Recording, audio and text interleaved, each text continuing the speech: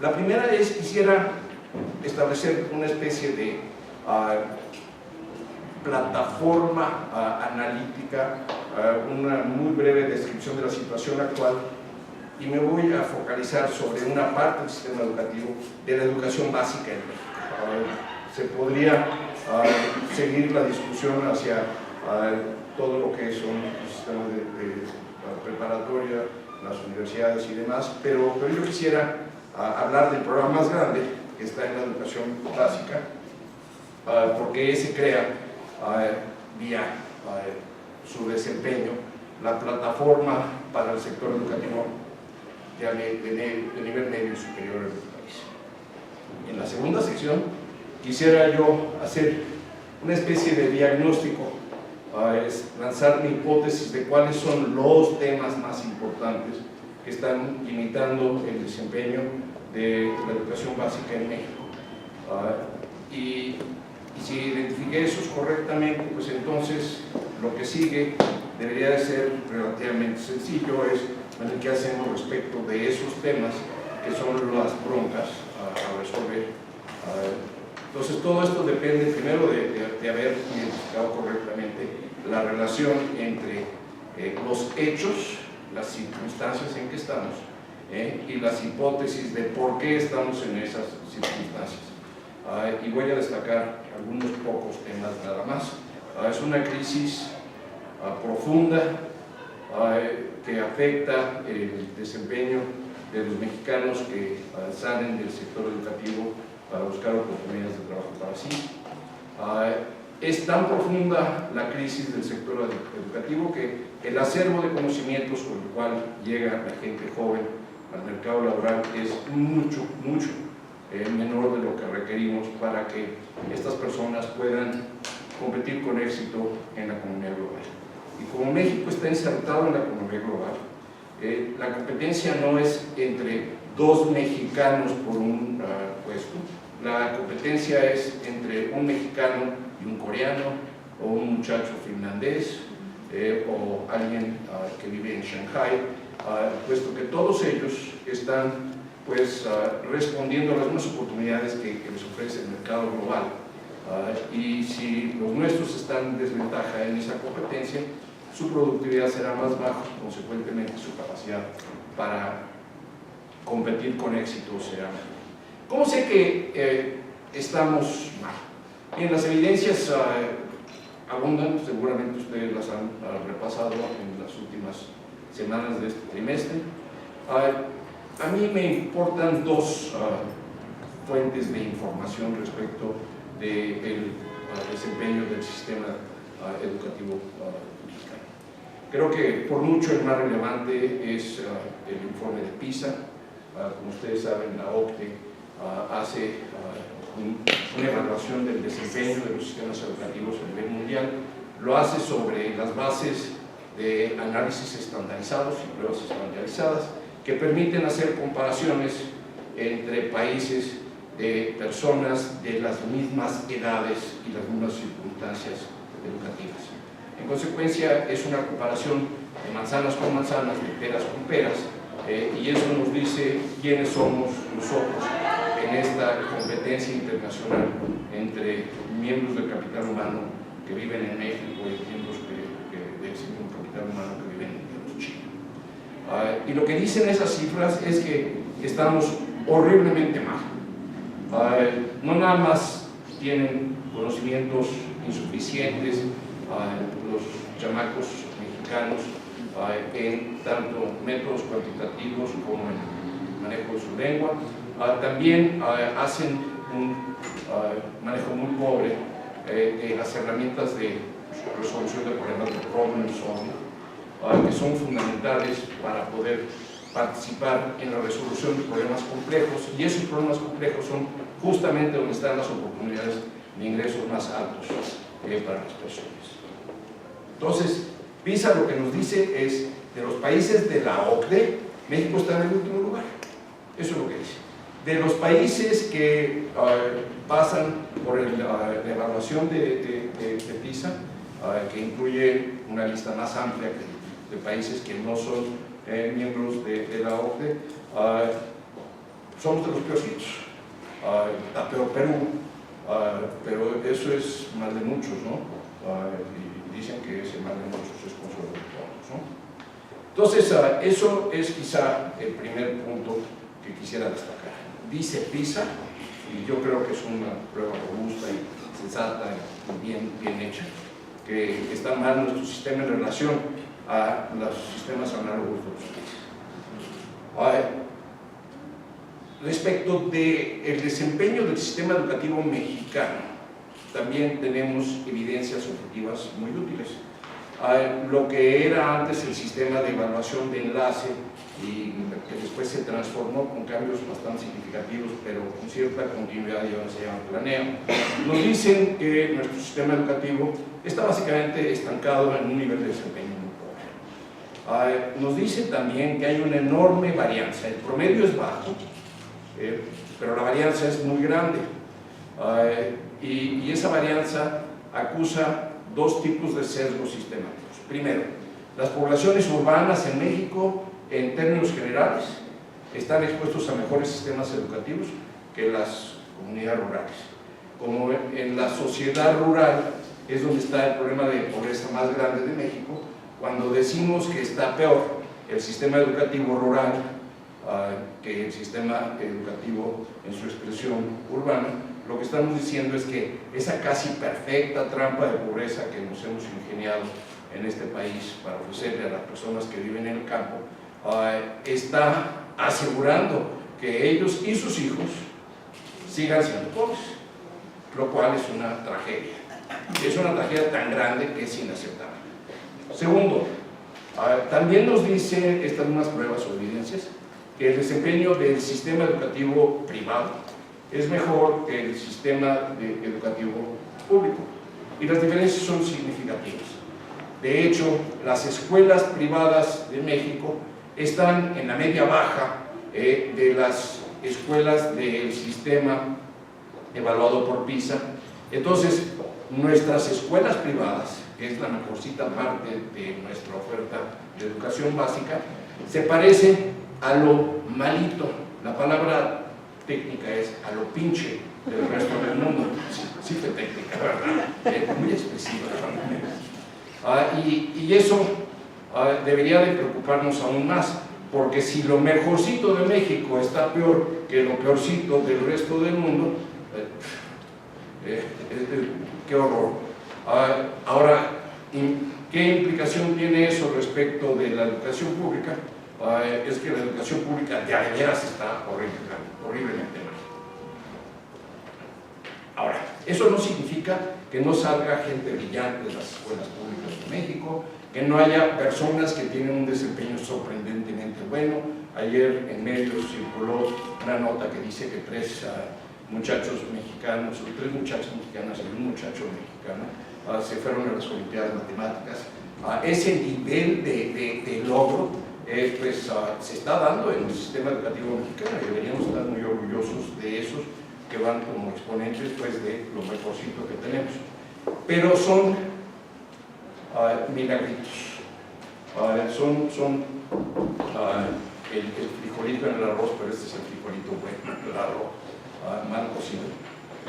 No podemos imaginarnos que sistemáticamente el sistema educativo le provea oportunidades a nuestros chamacos para que tengan la posibilidad de participar y competir en eventos como la Olimpiada de Matemáticas. De hecho, hay más varianza dentro del salón de clase en el que participan ustedes que en el sistema educativo. El sistema educativo en general está deprimido. En cualquier salón de clase se encuentran ustedes chamacos que pueden destacar intelectualmente y que probablemente son chicos genios, que son capaces de aprender aún en condiciones adversas. Pero eso no deberíamos de verlo como consuelo, deberíamos de verlo como parte del reto, porque si a esos chamacos no los podemos encauzar a tiempo, no los podemos aprovechar e identificar, lo más probable es que se desperdicie un talento potencial gigantesco en México todos los días. Entonces, ¿cuál es mi tesis? My God, qué horror está esto, qué horrible está esto. Y si está así de horrible, imagínense cómo se ve el futuro de los chamacos que pasan por el sistema de educación básica. Pues se ve horrible. Y se ve peor para los que viven en el campo que para los que viven en las zonas urbanas. Se ve peor para las personas de bajo desempeño en el salón de clase de las escuelas públicas. De hecho, son analfabetas funcionales en las dos formas de expresarse, la alfabetización, métodos cuantitativos y los métodos verbales, y los estamos poniendo a competir con chamacos que pueden y que están expuestos a mejores sistemas de educación que sistemáticamente les proveen con mejores herramientas para el resto de ellos. Entonces, para competir en la economía global, que es el tema del INCO, la pregunta de cómo está el sistema de educación es una pregunta central, y le diría yo es probablemente el déficit más fuerte que enfrenta México para ser exitoso en la economía global. Les dije que el futuro es feo, y no nada más porque están mal preparados, sino porque como está diseñada nuestra sociedad, la capilaridad del sistema social es muy pobre. Las probabilidades de que alguien que nació en las condiciones de Benito Juárez en Guelatao sobresalga y llegue a ser presidente de este país son virtualmente nulas. Es una mentirita imaginarnos que si tuviste los años de educación básica que por ley te corresponden, vas a tener éxito. Y es una mentirita aún más grande si eres una persona que nació en el campo mexicano, que estuvo expuesto al sistema de educación básica que provee la Secretaría de Educación Pública en México. Y se requiere casi un milagro para que aún los individuos con capacidades sobresalientes realmente puedan destacar y salir de esas situaciones. Ahora, ¿qué demonios está sucediendo que hace que estemos tan mal? Y yo tengo 4 hipótesis y las voy a ir planteando en orden de importancia, pero las 4 interactúan entre sí, así es que hablar de resuélveme una en consecuencia, ya quitamos ahí la cuarta parte del problema, no es correcto. Es un sistema de problemas. Y voy a empezar por decir que el primer problema es que tenemos un personal docente pésimamente preparado para la tarea de crear un sistema educativo que valga la pena, de exponer a los chamacos a oportunidades de aprendizaje buenas. ¿Por qué es tan malo ese sistema educativo? Porque se pervirtió hace décadas el propósito del sistema de educación pública, porque convenía al gobierno, a los gobiernos del PRI, porque no fueron, tener una alianza con el famoso Sindicato Nacional de Trabajadores de la Educación.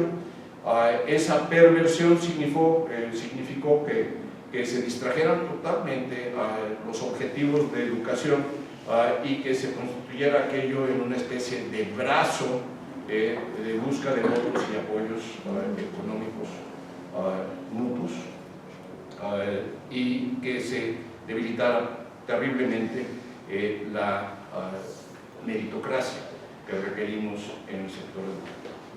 Hay análisis hechos, por cierto, por la firma de la que fui yo parte, McKinsey, pero varios otros, que confirman que cuando hacemos una comparación de los niveles de desempeño de chamacos en la prueba de PISA, el elemento que más peso carga en la explicación de la varianza del desempeño es la calidad de los educadores.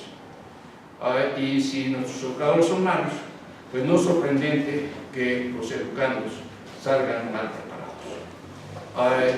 ¿Qué tan malos son nuestros educadores? Malísimos, digo, para acabar rápido, son malísimos. En Corea o en Singapur o en Finlandia, ser educador es ocupar una de las posiciones privilegiadas en la sociedad. es ser reconocido y respetado como alguien que fue elegido para ocupar ese papel tan relevante.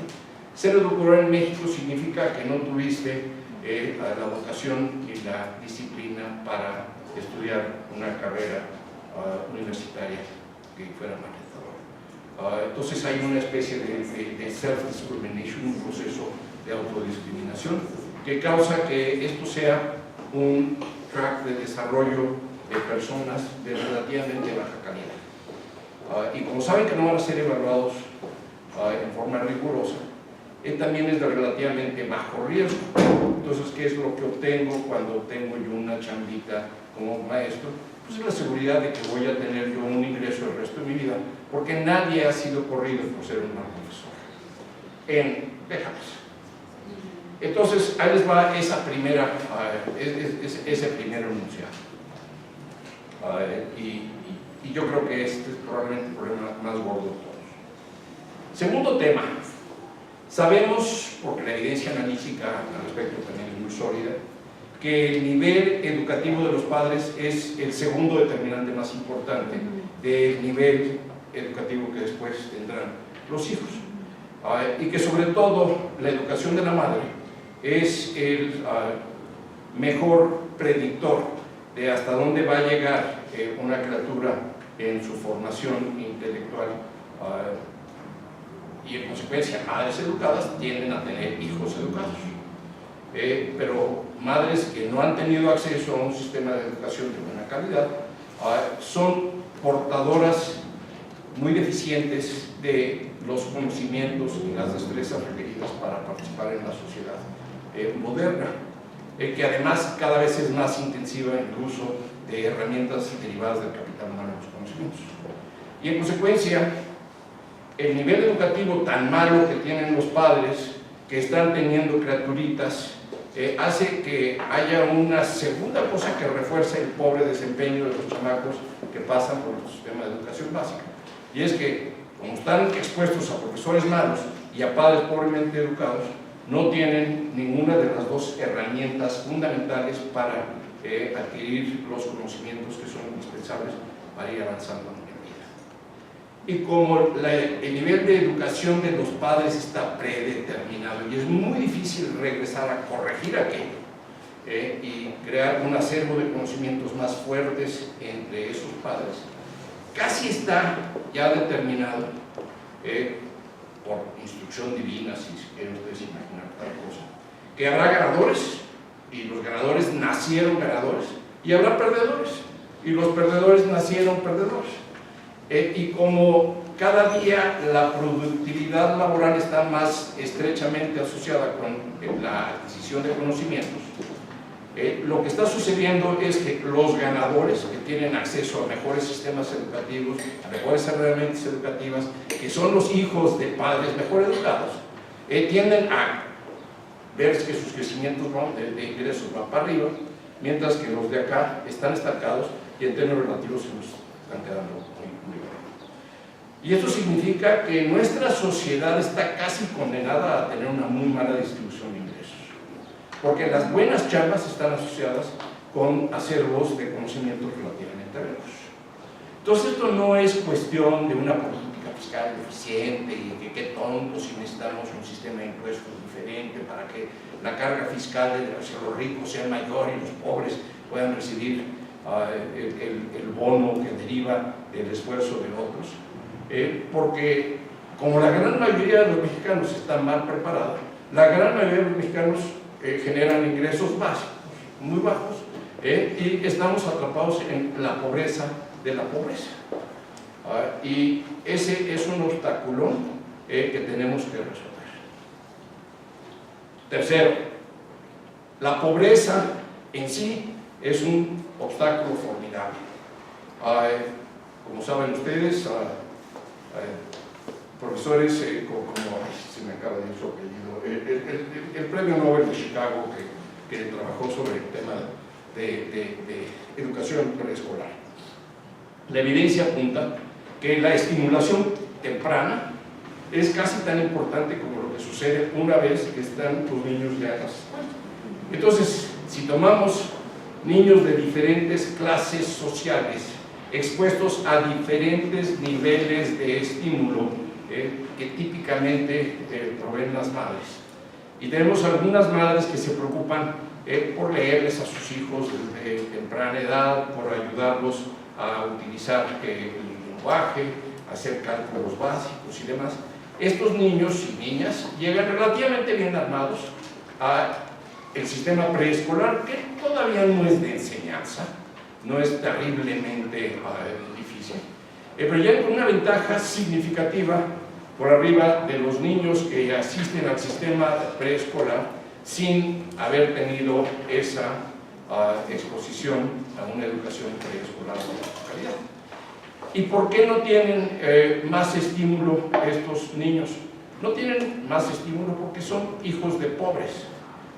Los pobres no han ligado, nadie les explicó, necesitas estimular a tus niños, necesitas también darles una dieta adecuada y cuidar su salud, y en consecuencia hay muchos elementos que suceden en los primeros 1000 días de la infancia de una criatura que también son determinantes de hasta dónde van a llegar posteriormente en la vida. Entonces, aun cuando el sistema de educación formal instantáneamente lo arregláramos y todo funcionara como regla, el solo hecho de que durante esos primeros 3 años de vida algunos niños reciben mucho más estimulación y mucho más sana estimulación que los otros, significa que estamos creando un sistema de castas en México, porque así es, estamos atrapados en la pobreza de la pobreza. Y esto se va agudizando conforme avanza el tiempo.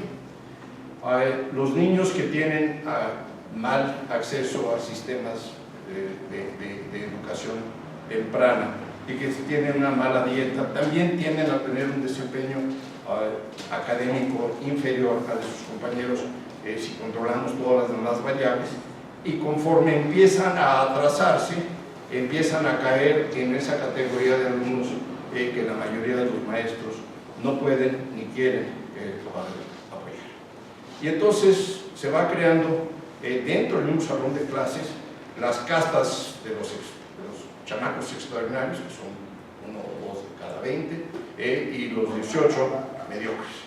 Y dentro de los 18 mediocres hay siempre 10 que son mucho peores que mediocres, y a esos nadie los fuma, hasta que un día los padres dicen: qué burro es mi hijo. Vean la tragedia que se está dando. Qué burro es mi hijo, ya tiene 11 años, apenas lee, no tiene ninguna capacidad numérica. ¿Por qué no lo ponemos a trabajar? Porque tenerlo en la escuela es malgastar el tiempo y malgastar los recursos. Y entonces el costo de oportunidad del tiempo de estas criaturitas empieza a ser otra razón por la cual los padres y el sistema educativo en general no responden al reto de educar y transformar la vida de estos chamacos, y los generamos un fracaso. Y por último, y ahora voy a atacar un tema que es mucho más doctor. Yo creo que tenemos un problema también de pertinencia y de métodos inadecuados de enseñanza y aprendizaje en nuestro sistema educativo. Seguimos dependiendo mucho de estrategias de educación que son estrategias de memorización, mucho más que de resolución y manejo de problemas. Nuestras herramientas básicas, los números y el idioma, los manejamos muy rudimentariamente y no los enfatizamos lo suficiente para asegurar que nos vaya bien. A las personas que les va a ir bien en la vida, típicamente les vamos a dotar de 2 cosas: capacidad de problem solving, que creo que es la más importante de todos, es decir, la capacidad a enfrentar retos complejos, y segundo, los conocimientos básicos para participar en las ciencias, las ingenierías y los métodos cuantitativos que están asociados con los estudios universitarios más avanzados, o el famoso STEM. Y eso pues no está sucediendo en nuestras escuelas. De hecho, el desempeño más pobre que tenemos nosotros como sistema educativo es precisamente en las áreas STEM. Y esto ya invita, pues ya hablé de 4 cosas que son razones a empezar a tratar de resolver problemas. Y les juro, así como estoy aquí, que mi intención es que estos problemas se resuelvan, y también les juro que no se van a resolver en un día. Estamos demasiado empinados en un problema demasiado grande para poder estar optimistas. Lo primero que tenemos que hacer es, como sociedad, estar resueltos a apoyar la reforma educativa que tiene en marcha el gobierno. Está mal llamada esta reforma educativa. No es una reforma del modelo de escolaridad, no es una reforma curricular, es una reforma de la relación laboral del Estado con los trabajadores. Pero en lo que sí insiste esa reforma es en ligar la capacidad mostrada objetiva de los maestros con la remuneración económica y crear incentivos que fortalecen la meritocracia. Y le regreso a lo que dije yo hace rato: en las sociedades que proveen los mejores sistemas de educación básica en el mundo mundial,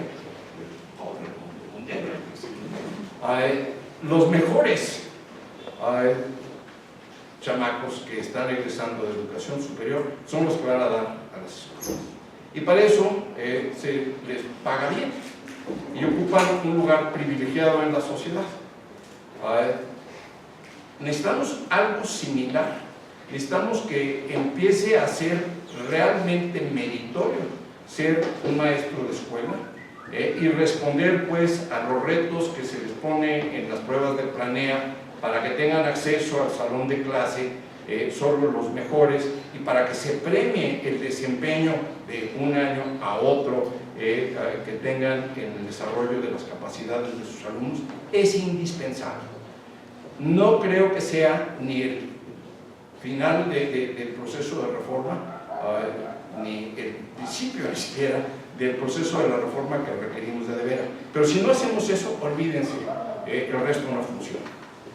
No vamos a mover la agujita en el radar en la dirección de un mejor nivel de educación hasta que no resolvamos el problema de la relación con el sindicato.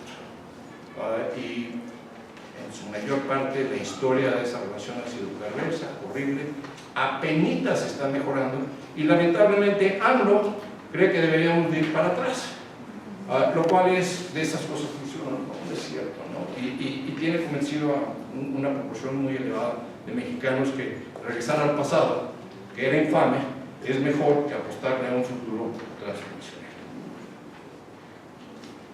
Segundo, creo que no podemos abandonar la educación de los padres.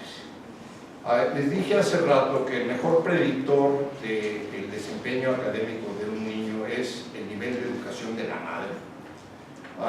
Si queremos que esto empiece a cambiar, tenemos que tomar a los adultos jóvenes y regresarlos a un sistema escolarizado que no tiene que ser el típico salón de clase, pero proveerles pues con oportunidades para que cierren las brechas de conocimientos y de capacidades que actualmente tienen, para que además se conviertan ellos en mejores consumidores de servicios educativos, sepan qué pedirle al sistema educativo, sepan cómo interactuar con los maestros de escuela, sepan cómo exigirle a un director de una escuela pública que sus maestros lleguen a dar clase, que las clases sean de 50 minutos como deben ser, que se complete el año académico en forma.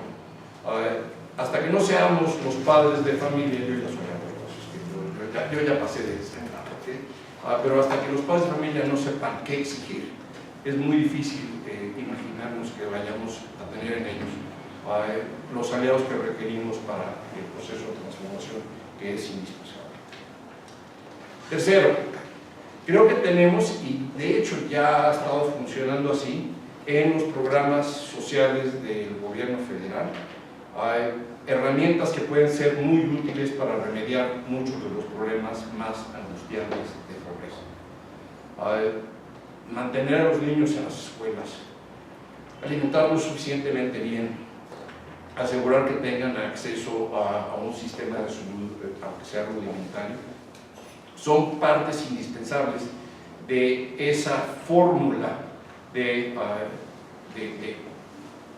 apoyos básicos que requerimos ofrecerles. Y deberíamos de estar pensando, y creo que esto es indispensable que lo posteemos los mexicanos, en crear un sistema preescolar muchísimo más rico, muchísimo más completo, que llegue hasta el último niño de México, porque sin estimulación temprana no vamos a vencer esa brecha de capacidades que ya muestran los niños cuando llegan a su primer año de preescolar. Déjenme aquí apartar mi anecdótico. Yo ahorita soy presidente del patronato del ABC. El ABC tiene 2 clínicas. Esas clínicas son para servir a grupos vulnerables. Y estábamos haciendo medicina reactiva. Y decidimos transformar el modelo de medicina reactiva, que es cuidar enfermos, para ir a dedicar todos los recursos que tenemos a la salud de las madres jóvenes y esos primeros 1000 días. Porque si podemos nosotros dar la solución de salud mínima e indispensable y la instrucción en temas de salud a esas mamás jóvenes, y las mamás son la clave, tenemos mayor probabilidad de poder incidir. Y nuestros aliados en esto son personas que están dedicadas al tema de la educación temprana de los niños y su estimulación de los niños en los primeros 1000 días. Yo creo que ese tipo de programa tiene que ser replicado en todo México, para que poco a poquito vayamos venciendo las brechas tan grandes que hay entre los que más tenemos y los que menos tenemos. A final de cuentas, lo que estoy diciendo es, tenemos que ver a la pobreza como algo que se reproducirá solita si no hacemos algo para intervenir, para que no haya pobreza en el futuro. Y el chiste no es tan sencillo como pasa de lana, es mucho más profundo que eso. Requiere pues que les enseñemos a participar en la sociedad moderna con las herramientas que les permitirá tener mayor éxito en la competencia global que están iniciando. Por último, creo que tenemos que estar dispuestos a experimentar con modelos de educación diferentes. Yo tengo la ilusión de que la nueva oferta de libros de texto que está a punto de emerger sea parte de este cambio, pero hasta que no demos ese paso de a de veras y hasta que no lo acompañen los maestros y digan, sí, yo ya entendí, el chiste no es memorizar, el chiste es aprender a resolver problemas, a atacar los retos de enseñar. Hasta que eso no suceda, nuestros niños seguirán reproduciendo un modelo educativo deficitario e insuficiente para la vida en que están insertos. El tema de los maestros. Indiscutiblemente, y yo les comentaba a mis alumnos que tuvimos la oportunidad de estar en Finlandia hace 2 años, y que al hablar con la secretaria de Educación decía, pues la apuesta, nosotros apostamos a 3 cosas: teachers, teachers, teachers. Por supuesto, cuando le apuestas a maestros se puede. Sin embargo, en este país, en donde tenemos casi el 50% de la población en pobreza extrema, tenemos que generar maestros para todos los escenarios. Tenemos que generar maestros para el mundo indígena, maestros para el mundo rural, maestros para la educación privada medianita y maestros para la educación privada, digamos, de calidad. No solamente no es que no crean, no hay espacios ni tiempo suficiente para que los maestros se capaciten a la capacidad y a la velocidad que se tienen que capacitar, ni tampoco responde el país, hablando del país de políticas públicas, a esta necesidad que tenemos de capacitación, y las experiencias de capacitación han sido muy negativas. Entonces, mi pregunta con respecto a las políticas públicas es, 1, ¿qué tan acertada es la política pública que apuesta a que eduquemos a todos, a costa de lo que sea? Porque yo soy directora de un colegio particular que se precia de ser un colegio de calidad. Y me enfrento con políticas de la Secretaría de Educación Pública que me obligan a generar en la secundaria modelos en donde no hay manera de reprobar a un niño, o sea, para reprobar en secundaria hay que echarle ganas, porque no hay manera de reprobar, y porque además hay que crearle un examen de recuperación para que no repruebe. Entiendo que la política tiene que ver con que por lo menos se egresen todos de secundaria para que siquiera puedan ser terceros en superar, ¿sí? Y por eso la eficiencia terminal es fatal. Entonces, ¿cuál es la decisión que tenemos que tomar? ¿Subimos el nivel para poder competir? ¿O educamos a todos para que todos tengan educación, aunque sea mínima y básica, para aunque sea los indígenas se eduquen a habilidades mínimas? ¿O digamos, abandonamos eso porque los recursos que tenemos para educación son limitados en este país?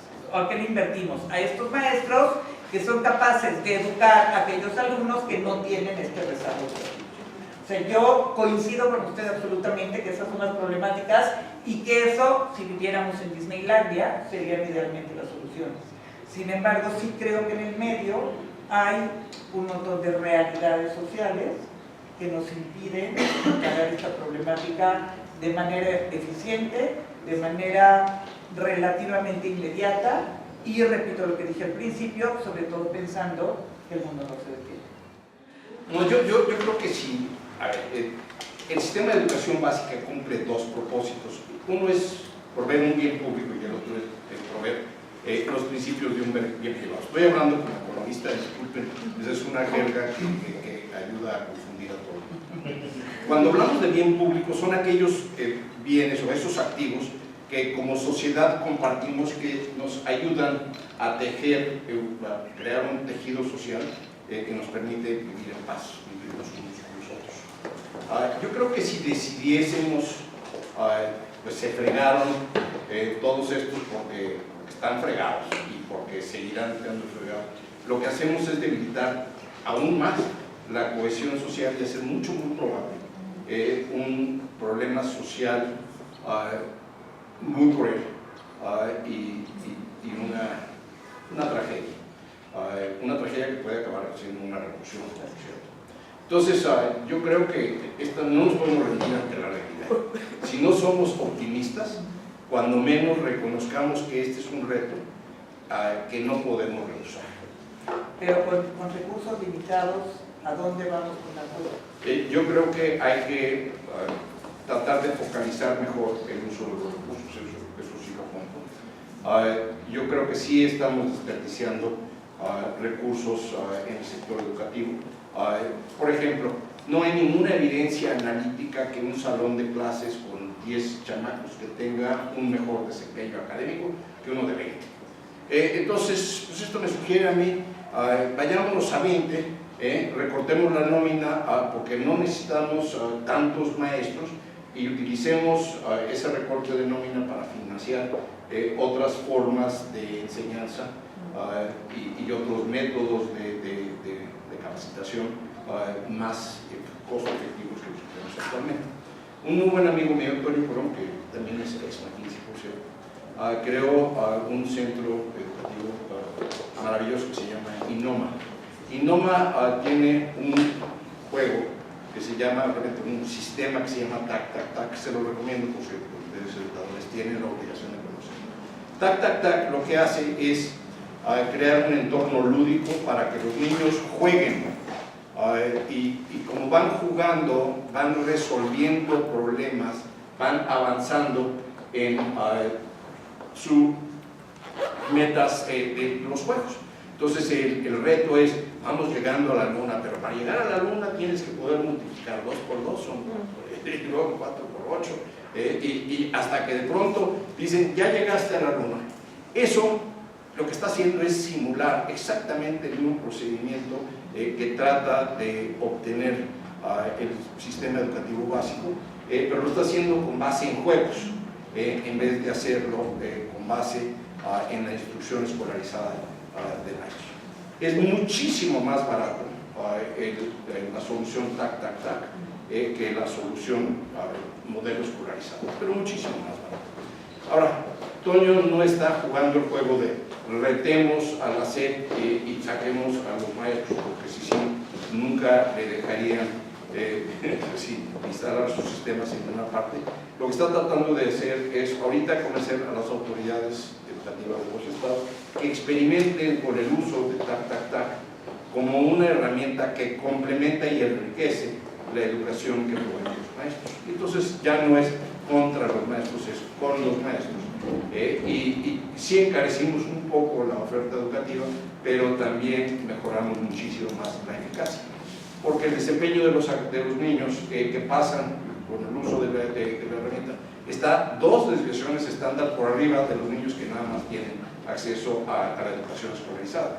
2 desviaciones estándar se dicen fáciles, pero entienden ustedes estadística, me imagino, porque si no, no deberían tener maestría. Sí, es un friego de diferencia. Es 30% más alto desempeño que estar en la media. No más. Esto es la genialidad de Antonio. Yo creo que es de esas cosas que de veras deberíamos de adoptar como sociedad. Y es como usaría yo, es una de las muchas cosas que haría yo, si fuera yo a tratar de salvar el sistema educativo, haciendo pues a un lado el sindicato. La verdad creo que políticamente es viable ir a retar al sindicato. Los que ya hemos vivido con sindicatos del sector público sabemos que ponemos, literalmente ponemos nuestras vidas en peligro cuando lo retamos, y entonces mejor tratar de convencerlos por las buenas, incentivarlos económicamente, inclusive gastar más para ver si podemos tener ese efecto transformacional y crear ese movimiento.